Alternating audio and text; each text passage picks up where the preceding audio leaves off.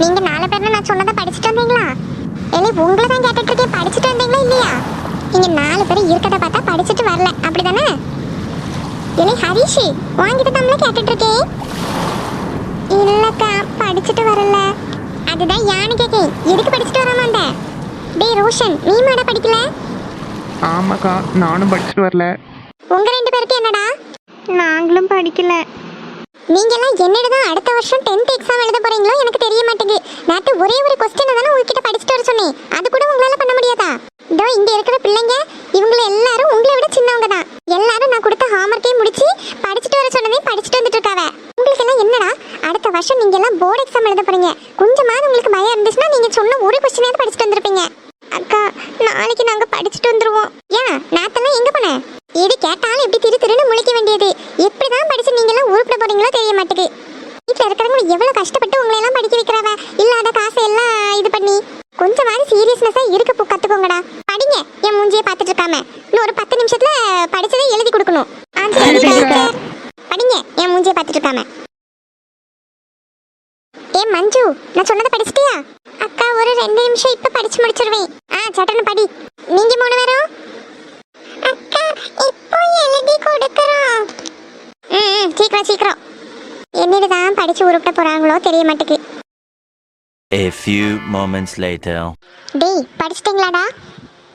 இன்னும் இல்ல மிஸ். சீக்கிரம் படிங்க. அண்ணி, ஏத்தே வாங்க. ஏத்தே வாங்கத்தே, நல்லா இருக்கீங்களா? எப்படி நாளாச்சு இங்க வந்து? எங்கெல்லாம் மறந்துட்டீங்களோ? என்ன டீச்சர் அம்மா, நல்லா இருக்கியா? நான் நல்லா இருக்கேத்தே, நீங்க எப்படி இருக்கீங்க? எனக்கு என்ன, ஏதோ இருக்கேன். என்ன நீங்க மட்டும் வந்திருக்கீங்க? ஆமா, உங்க அம்மையும் அப்பாவே ஒரு விஷயமா பார்த்துட்டு போலான்னு வந்தேன். எங்க அண்ணனும் அண்ணியும்? அப்பாக்கு இன்னைக்கு ஒரு வாட்டா இருக்குன்னு போயிருக்காவ, அம்மா உள்ளதா இருக்காவ. அப்படியா? நான் வரும்போது பார்த்தனே, தளத்துல ஒன்றும் இருக்கிற மாதிரி தெரியல. ஒருவேளை அடுப்படியில நிக்கிறாங்களோ? ஆமா, ஒருவேளை இருக்கும். சாயந்தரம் ஆயிட்டலாம், அதனால டீ போடுறதுக்கு எதுவும் போயிருப்பாவ. அப்படியா? சரி சரி, அப்ப நான் உள்ள போய் பார்த்துக்கிட்டே நீ டியூஷன் எடு. சரி தே, ஒரு 1/2 மணி நேரத்துல நான் எல்லாரையும் விட்டுருவேன், அதுக்கப்புறம் வரேன். ஒன்றும் அவசரம் இல்லை மக்களே, நீ படிக்கவே. சரி தே, அத்தா வரலையோ? அப்புறம் சக்தி, சுஜி யாரையுமே காணோம், நீங்க மட்டும் வந்திருக்கீங்க. கதிர் என்ன வெளியே டிராப் பண்ணிட்டு இப்ப வாரேன்ட்டு போயிருக்கான். எங்க போனான்னு தெரியல. அவன் கூட தான் வண்டியில வந்தேன். அப்போ சக்தி, சுஜி சாயந்தரமெல்லாம் வாரேன்னு சொல்லியிருக்காவம்மா. சுஜியும் டியூஷனுக்கு போயிருக்கா, சக்தியும் ஏதோ வேலை விஷயமா வெளியே போயிருக்கா, அவனும் வாரேன்னா. சரி சரி, அப்ப நீங்க போய் அம்மையை பாருங்க, நான் வரேன். சரி மக்களே. ஃப்ரெண்ட்ஸ், இவங்க தான் எங்க அத்தை. அத்தைன்னா எங்க அப்பாவோட தங்கச்சி. எங்களுக்கு இருக்கிற ஒரே சொந்தம் இவங்க தான். பேரு மலர். இவங்களுக்கு 2 பசங்க, ஒரு பொண்ணு. பெரியவங்க பேரு கதிர், 2வது உள்ளவங்க பேரு சக்தி, 3வது தான் பொண்ணு, அவ பேரு சுஜி. சீக்கிரமா அவங்களே பாப்பீங்க, இப்ப வந்துருவாங்க. அத்தை ஏதாவது முக்கியமான விஷயமா இருந்தா மட்டும்தான் நம்ம வீட்டு பக்கமே வருவாங்க. மற்றபடி அவங்களும் ரொம்ப ரொம்ப பிஸி. எங்க கதிர் அத்தா வேலை பாக்குறாங்க ஐடி கம்பெனில. அப்புறம் 2வது பையன் சக்தி காலேஜ் படிப்பு முடிச்சிட்டான். ஆனா கவர்மெண்ட் வேலைக்கு தான் போவேன் அப்படின்னு சொல்லிட்டு ட்ரை பண்ணிட்டு இருக்கான். கண்டிப்பா அவனுக்கும் வேலை கிடைச்சிரும். 3வது சுஜி. சுஜியும் என்னோட 4வது தங்கச்சி சத்யாவும் ஒரே வயசு தான். 2 பேரும் காலேஜ் படிச்சுட்டு இருக்காங்க. சரி வாங்க, இப்ப கதைக்கு வருவோம். எங்க அத்தை எதுக்கு வந்திருக்காங்கன்னு எனக்கு தெரியல, அந்த சீக்கிரட்டா நீங்க போய் கேட்டுட்டு வாங்க. அடடா, யார் இது? வராத ஆட்கள் எல்லாம் எங்க வீட்டுக்கு வந்திருக்கீங்க. என்ன டீச்சர், நல்லா இருக்கீங்களா? நல்லா இருக்கேன் கதிரத்தா, நீங்க நல்லா இருக்கீங்களா? ஏதோ இருக்கேன். ஆமா, எங்க அம்மாவை இங்கதான் இறக்கி விட்டு போனேன், ஆளே காணதுக்குல்ல. உள்ளதான், எங்க அம்மா கிட்ட பேச போயிருக்காவ. அப்படியா? சரி சரி, அப்ப நான் உள்ள போய் பாக்கி. நீ டியூஷனை கண்டினியூ பண்ணு மேடம். ஓகே அத்தா.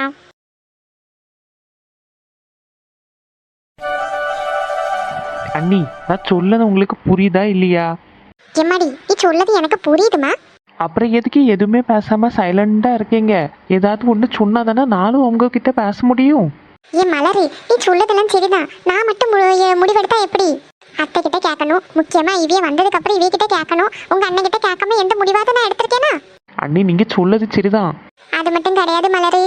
காலையிலே வீட்டு முன்னாடி கடன்காரன் வந்து என்னானே சத்தம் போட்டுட்டு போனாவ தெரியுமா? உங்க அண்ணன் அந்த வருத்தத்துலதான் வீட்டை விட்டே வெளியே போனாரு.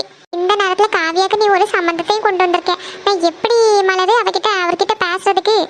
அண்ணன் கிட்ட பேசி ஒத்துக்க வைக்கிறதெல்லாம் நான் வச்சுக்கிட்டேன். அதெல்லாம் ஒன்றும் பிரச்சனை இல்ல, நான் பேசினாலே அவர் புரிஞ்சுக்கிடுவாரு. ஒரு பைசா கையில இல்ல மலரு, எப்படி நாங்க கல்யாணத்தை நடத்தி விட முடியும்? அவளுக்குன்னு நகை நட்டுன்னு எதுவுமே சேர்க்கல. ஏன் ஒரு 2-3 பட்டு புடவை கூட அவகிட்ட இல்ல.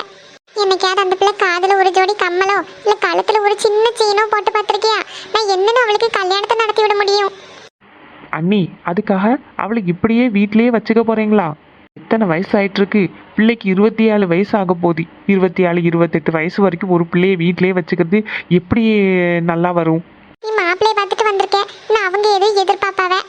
ஏத்தே அடடே, யார் இது? எங்க வீட்டு ராஜகுமாரனா வந்திருக்காவ. வாங்கத்தே, இவங்களுக்கு எப்போ பார்த்தாலும் கிண்டல் தான். என்னடே வண்டியை வெளியே விட்டுட்டு வந்திருக்கியா? ஆமாம்மா, வண்டி வெளியே தான் நிக்கி. சரி போ, நாங்கள் ஒரு முக்கியமான விஷயம் பற்றி பேசிட்டு இருக்கோம். நீ அதில் போய் இரு, நான் உன்னை கூப்பிடேன். என்னம்மா, எனக்கு தெரியாத முக்கியமான விஷயம்? அட நான் சொல்லுங்கம்டே, நீ போ. அண்ணி நீங்கள் சொல்லுங்க, எப்படி இந்த மாப்பிள்ளையை முடிச்சிருவோமா? அட என்ன மலரு, நீ முடிச்சிருவோமான்னு கேட்டுட்டு இருக்க. ஒரு கல்யாணம்னா எப்படி? சும்மாவா ஆட்கள் சொல்லியிருக்கு கல்யாணத்தை பண்ணி பாரு, வீட்டை கட்டி பாரு அப்படின்ட்டு. யாருக்கு கல்யாணம்? இல்லை கதிரி, நீயே கேளியா? ஒரு பைசா நாங்க சேர்த்து வைக்கல பாத்துக்க. நான் இந்த வீடை மட்டும்தான் இவங்க தாத்தங்காரன் விட்டுட்டு போனது. வீடை மட்டும் விட்டு போனா சரி, கடனையும் சேர்த்துலாம் விட்டு போயிருக்காரு. என்ன கடன் தெரியுமா மக்களே? ஊருப்பட்ட கடன் எல்லாம் உங்க மாமனார் தான் கஷ்டப்பட்டு அடைச்சிட்டு இருக்காவ. காவியா பிஎட் படிக்கணும்னு ஆசைப்பட்டா, அவளையும் எனக்கு படிக்க வைக்க முடியல. சௌமியா அவளுக்கும் டாக்டர் படிக்கணும்னு ஆசை, அதுக்கும் முடியல. இப்ப என்ன உங்க அம்மாக்காரி காவியாக்கு ஒரு மாப்பிள்ளை பார்த்துட்டு வந்திருக்கா. இது காவியாக்கு மாப்பிள்ளை பார்த்துட்டு வந்திருக்கீங்களா? ஆமையா, உங்க அம்மா தான் ஏதோ ஒரு மாப்பிள்ளையா, கவர்மெண்ட் வேலையில இருக்கா, நல்ல பையன், பார்க்க நல்ல கண்ணுக்கு லட்சணமா இருப்பான், பெருசா எதுவும் எதிர்பார்க்க மாட்டாவ, நம்ம காவியாவை கல்யாணம் பண்ணி வைப்போமான்னு கேட்டுட்டு இருக்கா. ஏம்மா, யாருமா அந்த மாப்பிள்ளை? இல்லை உனக்கு எதுக்கு இதெல்லாம் தேவையில்லாத விஷயத்த கேட்டுக்கிட்டு இருக்க? போ, வெளியே போ. மலரி, இப்ப எதுக்கு அவன்கிட்ட கோபப்பட்டு இருக்க? அவனுக்கு தெரிஞ்சுக்க வேண்டிய எல்லா உரிமையும் இருக்கு. சொல்லு அவன்கிட்ட யாரு என்னன்னு. இல்லை என் ஃப்ரெண்டு சந்தியா உண்டுல்ல, அவங்க பையன் பேர் எது? பேர் என்ன விஸ்வா. ஏம்மா, அவனுக்கு நம்ம காவியா கல்யாணம் பண்ணிட்டு போறீங்க? யாம்ல நல்ல கவர்மெண்ட் வேலையில் இருக்கான், நல்ல பையன், கண்ணுக்கு நல்லா அழகா இருப்பான், பார்க்கறதுக்கு நல்ல லட்சணமா இருப்பான். அவனுக்கு என்ன குறை? நம்ம காவியாவும் நல்லா அழகா இருக்கு, படிச்சிருக்கு. ஏம்மா, இருந்தாலும் இல்லை நீ கொஞ்சம் வாலியை பார்த்துட்டு போ, நாங்கள் பார்த்துக்கிட்டோம். ஐயோ, என்ன காவியாக்கு இப்படி மாப்பிள்ளை பார்த்துட்டு இருக்காவ? அட்ல என்னாச்சுமா? உனக்கு எதுவும் சொல்லணுமா? இல்லத்தே, அப்படிலாம் ஒன்றும் கிடையாது. அப்போ சரி, நீ வெளியே போய் நான் பேசிட்டு வரேன். சரிம்மா. அண்ணி நீங்கள் சொல்லுங்க. இது உங்க அண்ணன் வரட்டும், அவைகிட்ட நீ கேட்டுக்கோ.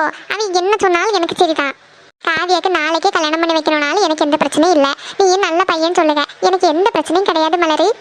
என்னோட பிரச்சனையே இது ஒண்ணுதான். உங்க அப்பங்காரன் விட்டு போன கடன், அவர் உருப்படியா விட்டு போனது இந்த ஒரு வீடு மட்டும்தான். இதை வச்சு 5 பிள்ளைங்களுக்கு நான் கல்யாணத்தை பண்ணி கொடுத்துட முடியுமா? அப்படியே இந்த வீட்டை வச்சாலும் கடனே இருக்கு பாதி. வீட்டை விட்டாலும் கடன் அடைக்க முடியாது.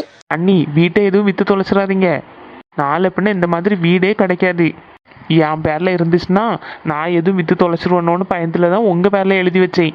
எனக்கு புரியுது, வீட்டையெல்லாம் நான் விட்டுற மாட்டேன். இப்போ காவிய விஷயத்துல என்ன பண்றதுன்னா எனக்கு தெரியல. சரி நீங்கள் எதுவும் கவலைப்படாதீங்க, நான் நைட்டு வரைக்கும் இங்கே நிற்கேன். அண்ணன் வரட்டும், நான் பேசுகிறேன். நம்ம எல்லாரும் சேர்ந்து எடுத்து கல்யாணத்தை நடத்தி விடுவோம். சரி, அப்போ உங்க அண்ணன் வரட்டும், பார்த்துக்கிடலாம். மலரு, நீ இரு, நான் டீ போட்டு எடுத்துட்டு வரேன். ஆமாம், எங்கள் அம்மாக்காரி எங்கே? ஆளையே காணதுக்குல்ல. மத்தியானம் வரைக்கும் செம்மையா தான் இருந்தாவ. மத்தியானத்துக்கு மேலே லேசா வயிறு வலிக்குன்னாவ, அந்த போய் படுத்துருக்கு. சாப்பிட்டது எதுவும் ஒத்துக்கிடலையா என்னமோ தெரியல. மைனி இன்னைக்கு என்ன சாப்பாடு? காலையில சண்டைக்கு போய் கொஞ்சம் மீன் வாங்கிட்டு வந்தேன். அதை தான் கொஞ்சம் தேங்காய் அரைச்சி போட்டு குழம்பு வச்சு ஒரு 2 3 துண்டத்தை பொரிச்சு வச்சிருக்கேன். அப்படியா? சரி, அப்போ நீங்கள் டீயை போடுங்க, நான் எங்கள் அம்மையை போய் பார்த்துட்டு வரேன். சரி, நான் முடியல தான் படுத்துருக்கா, போய் பாருப்பா. சரி அண்ணி.